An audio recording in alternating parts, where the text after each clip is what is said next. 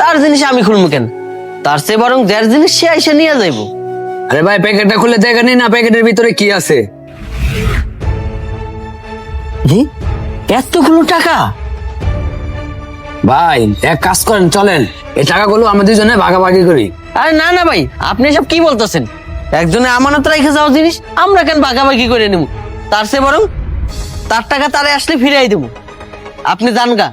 আমি বলছি ভাই, আমার থুয়া এই টাকাগুলো আপনি একলা খাইতে চাইতেছেন। ঠিক আছে তাহলে খান।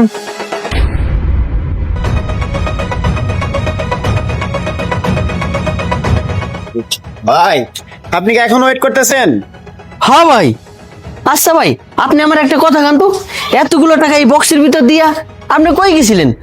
আমার জায়গায় যদি অন্য কেউ থাকতো না, এতগুলো এই টাকা মাইরে দিল হইলে। ভাই বুঝলাম অন্য কেউ হইলে মারতো, কিন্তু আপনি তো মারেননি। আর আপনি কিন্তু আমার পরীক্ষায় পাশ করছেন। পরীক্ষা? কিসের পরীক্ষা?